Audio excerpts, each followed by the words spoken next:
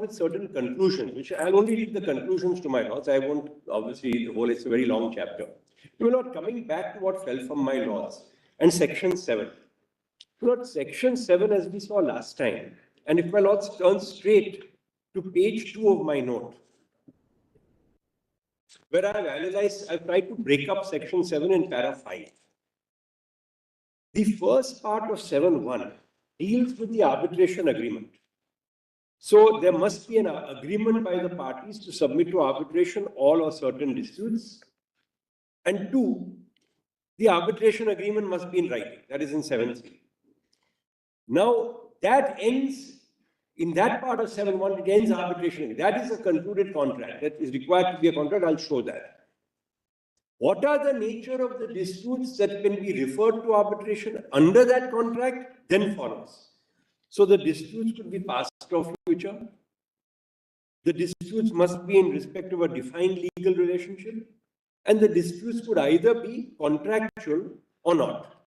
And in fact, if my lords would kindly, there's a short compilation with this, a new compilation of authorities, page 141 of that, there is a passage from Russell, which actually puts it very nicely.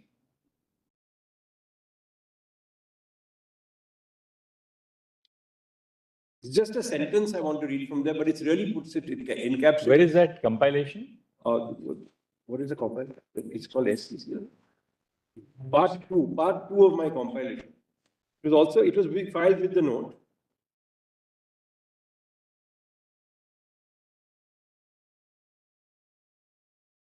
Oh yes, convenience compilation. Yeah, these are more inconvenience than convenience, I agree with what, but they're always for some reason called.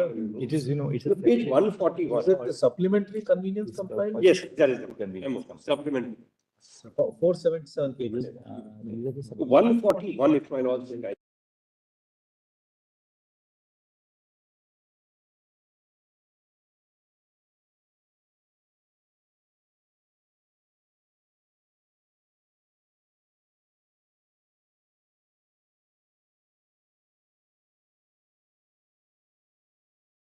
Page 141 of the compilation. Page? Page 141 of that supplementary compilation.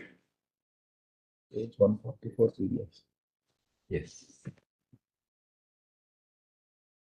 Definition, it says, statutory definition of arbitration agreement. This is under the English Act, no doubt. It says definition in the 96 Act. 140? My lords have that. Section 6 of the Arbitration Act 96, that's the UK Act, contains a definition of an arbitration agreement.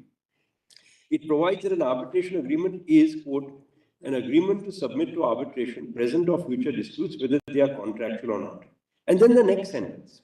An arbitration agreement is therefore a contractual undertaking by 2 or more parties to resolve disputes by the process of arbitration, even if the disputes themselves are not based on contractual obligations. I would adopt the same submission for our section 7.1. The agreement is a contractual undertaking. The disputes themselves may be contractual or non-contractual. There may be family matters, partition. But to go to arbitration, there must first be a contract. It's not that every family dispute without an arbitration agreement can go to arbitration. There has to still be an arbitration agreement. Similarly, for all the other examples that fell from the bench, torts, quantum meruit, quasi-contract, it requires an arbitration agreement. Now, the fact that an arbitration agreement has to be enforceable in law and therefore a contract, there are several tools that we get from the language of our own law. The most important tool, to my mind, is found in section 28 of the contract. My lords know section 28 of the Contract Act renders void any contract in restraint of legal proceedings.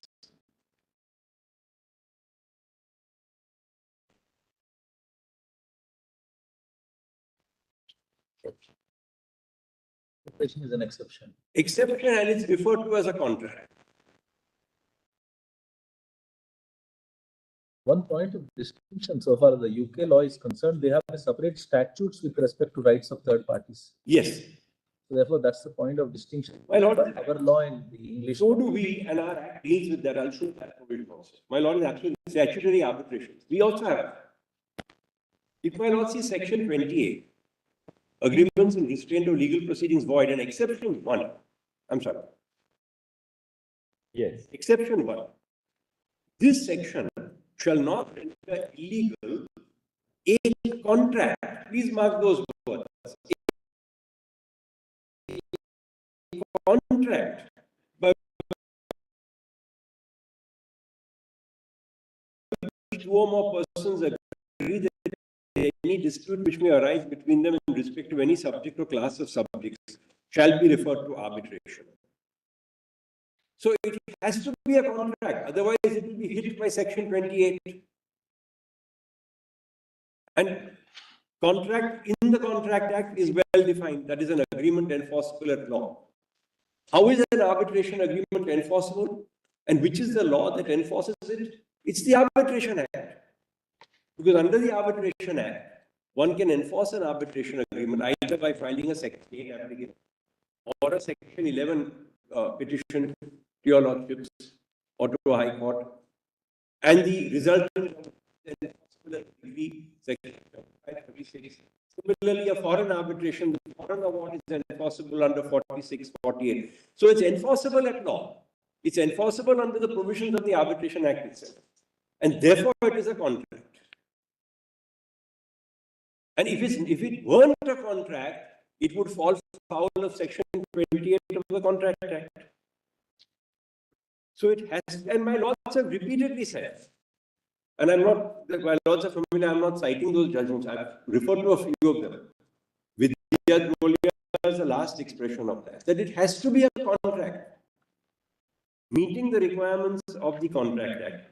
Your lordships in Bhavan construction, a judgment I put at page 128 of this, Justice Roy was a party to that judgment, also says that arbitration is a creature of contract. Correct, absolutely correct. And then if my lords go to page 3 of running through all the material, I don't want to trouble my lords by actually reading everything. So, para 13, I've cited the US Supreme Court.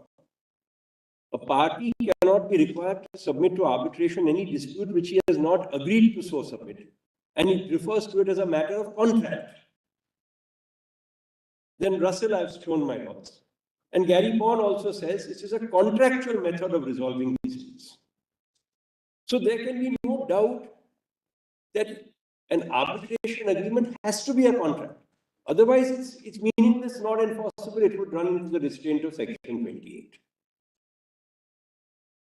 The disputes that can be referred under that contract can be non-contract, no question. Tort, family disputes, even IPR disputes of a certain nature, all that can be.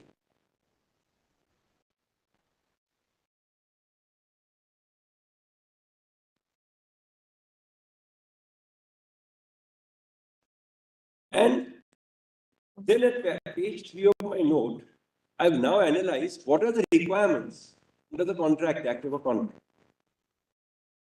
The first is, your lordships in have said this, that mere acquiescence is not enough. There has to be an offer, acceptance, a proposal, and acceptance. And therefore, there has to be reciprocal promise. There has to be an absolute and unqualified acceptance, which has to be expressed in a usual and reasonable manner. Why am I emphasizing this? Because as far as the signatories are concerned, they will sign. That's the acceptance. There's no dispute on that. As far as the non-signatory's acceptance would have to be established in a manner known to the law of contract. That doesn't mean signature. It can be by conduct also. Because acceptance can be by conduct. There's no difficulty on that.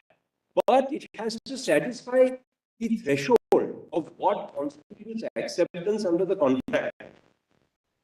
Now, all this actually does tie in with the group of companies doctrine. I'll come to that finally. Not that this takes us away from that, it definitely requires a scrutiny of the factors that satisfy the group of companies doctrine through the lens of the contract. Mr. Kambata, Yes. this group of companies doctrine and you are going to define legal relationship Logic. and a non-signatory plotting. When you talk about group of companies, there are promoters for a company. Promoters may not be taking a decision for company X, Logic. but the promoters are of company X, Y, Z. Yes. Now, perhaps an attempt is being made that the promoters who might have been, looking at the promoters, people might have entered into contract with, say, company Y. Yes. Promoters are also being looked in who otherwise have no connection, nor they are significant. Correct. So, what is the interplay? Perhaps in a company situation, there's a board of directors which take the decision. Logic.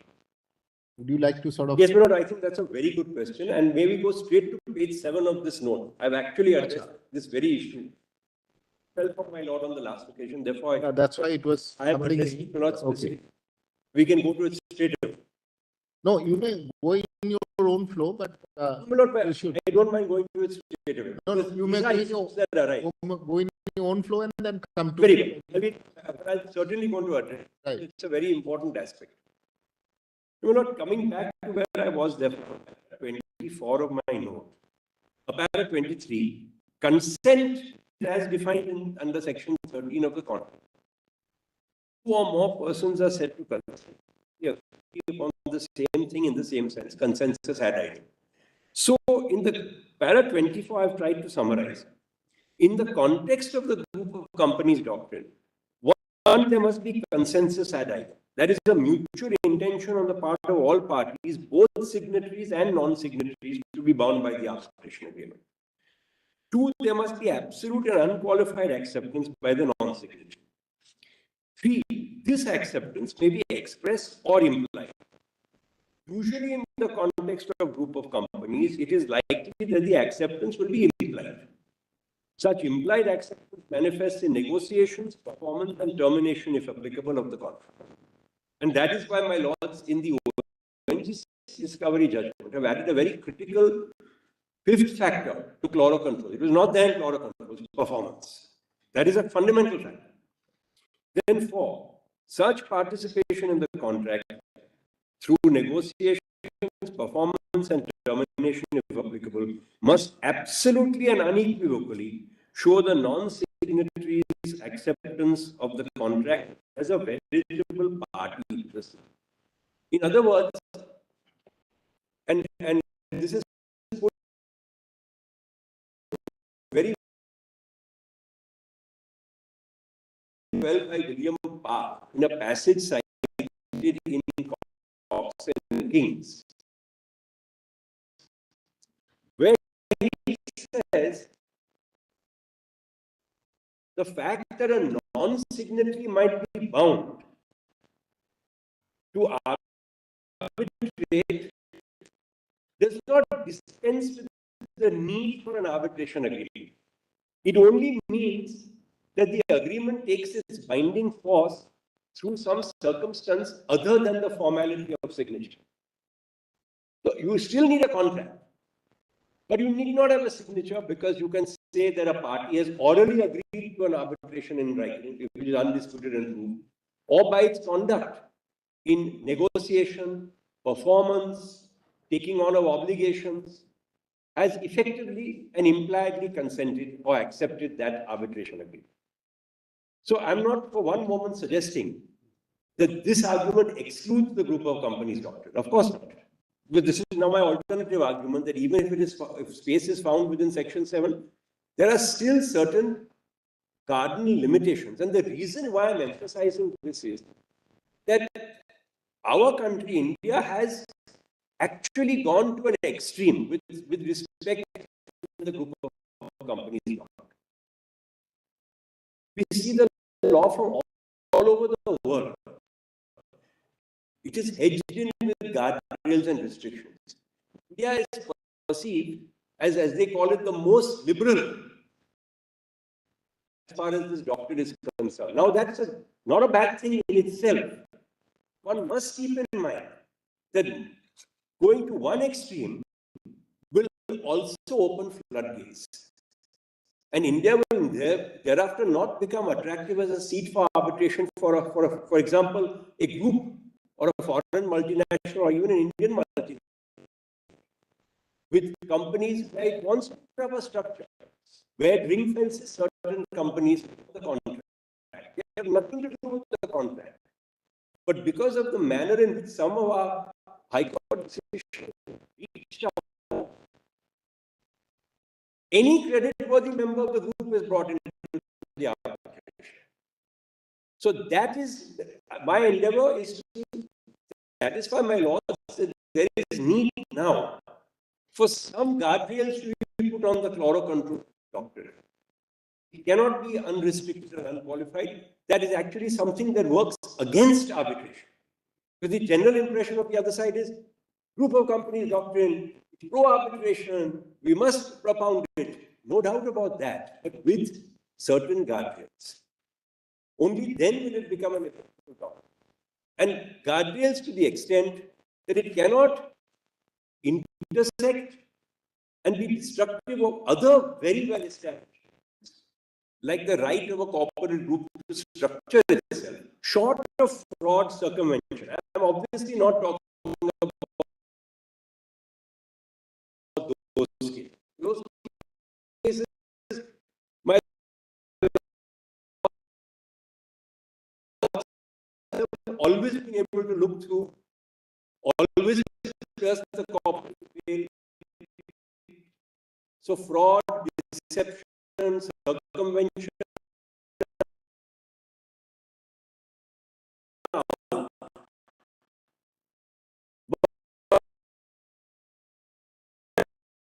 short of that, there's no reason why, as in tax planning, one can't arrange one's affairs.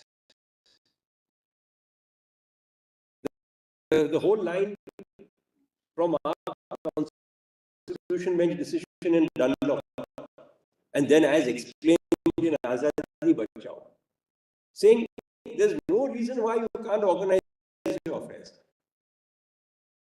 Now, giving unrestricted benefit to the group of companies doctrine will ride a coach and forth through all those other doctrines. Therefore, the contract go. The doctrine of structuring your affairs in a particular manner will go. The doctrine of party autonomy and consensual nature of arbitration will go. If the group of companies doctrine is interpreted as so far-reaching as to reach out to any part of the group. And that's the reason why I would submit that it is necessary for your law now to lay down this. It's not enough to say that there are Supreme Court, that's enough, which is what my learned friends say. Oh, when we see those judgments, and I'm not going to trouble my laws with those, everyone has read those, they don't have these guardrails. They are even chloro controls. For example, chloro control is the most important guardrail of performance. It's not there. So it is necessary. Now, may I just show your lordship judgment in ONGC and Discovery, which is in my main compilation at page 838. The first compilation that I have, volume 1.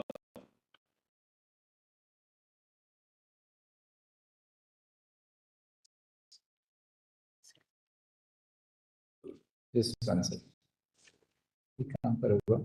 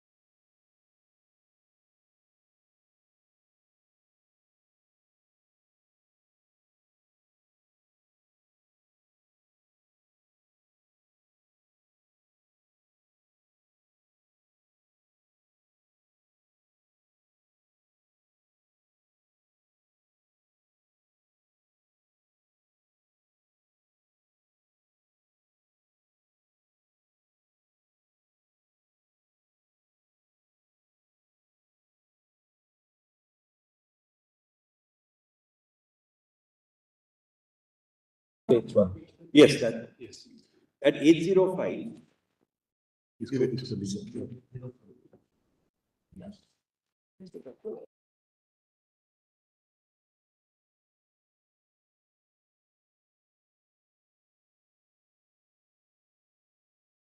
forty 41, which start at running page 845.